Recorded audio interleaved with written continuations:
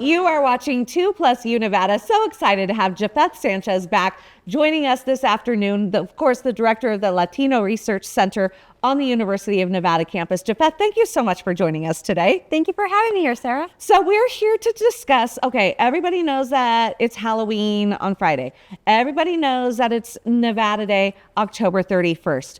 But this weekend is also Dia de los Muertos, and that's a very big cultural holiday that people are really just kind of learning about thanks to the movie Coco, right? Yes, that definitely made it mainstream, but we're excited to be able to celebrate and to also include others in that experience. So Japheth, tell me about the history.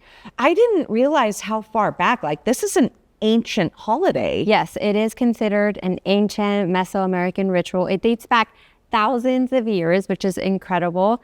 And it also has a blending of, when we look at the Mexican region, how the Spanish conquerors or conquistadors, as we learn in school, they ended up through their colonization, basically shifting it into part of what the Catholic religion entails, and it lands on particular days, November 1st and 2nd. Mm-hmm. And so it's a blending of this really like historical experience that has happened over time.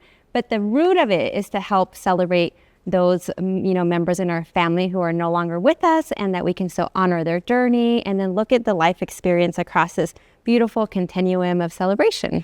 I absolutely love the fact that this holiday is to honor your ancestors and even revisit or learn about your ancestors for some who may not have known Grandma Ginger or, you know what I mean? And really sit down with your family and learn their legacy. Exactly. It's amazing. To me, having it on the campus as well as an opportunity to bring the community into that experience.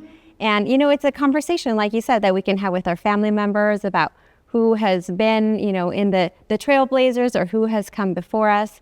And then a nice way of seeing this experience of death, essentially, as not being something that is taboo in a conversation. I was sharing with you off air, we have those conversations more often because it's something that we have celebrated together for Dia de los Muertos. And it makes it less of a fearsome topic, death, less of a fearsome topic and more of a legacy topic. What I also loved is I was asking you, okay, so it's Dia de los Muertos, but when I look it up, I see it's November 1st and November 2nd. Correct. And you explained to me that's because there's a special day for infants, children, and a special day for elders. Yes, it begins in, a few days earlier, and part of it is that like beginning of the soul's coming, essentially.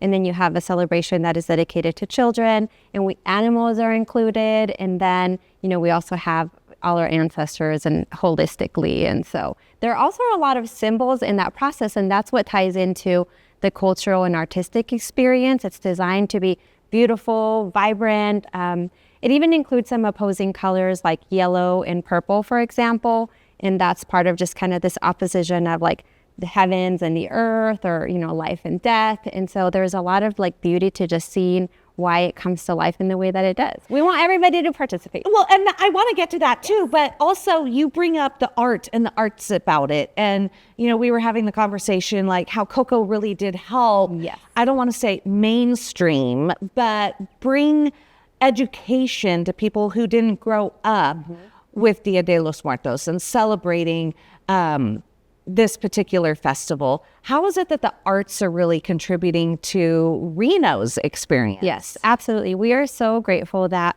through this event experience, we've had funding from the City of Reno Arts and Culture Commission, and it is because it's driving the arts community into this work.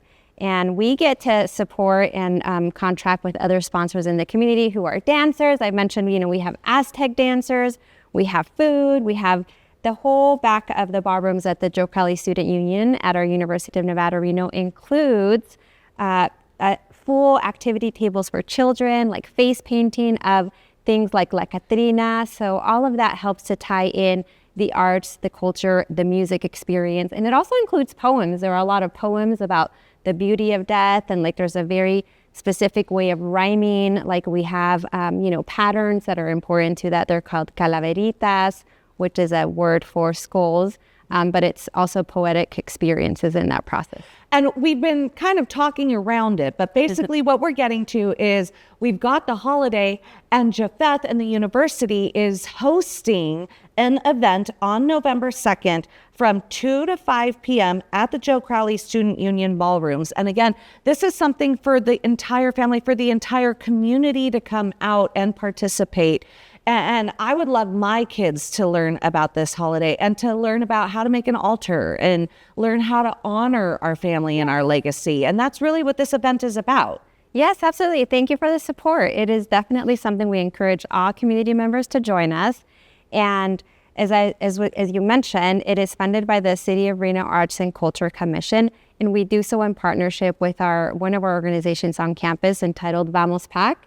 So their director, Osvaldo Jimenez Estupiñan, has taken the lead on implementing the program. And, the funds are essential to this process. So I'm glad that you have us here with an opportunity to also discuss, the background of being able to carry out the event in perpetuity. You know what I love about this too is that the event is bringing everyone to the university campus, and it makes the university less scary and more approachable for our kids, and makes them think, oh, I could go to school here one day. Yes, I would be remiss if I didn't mention the research behind events like this.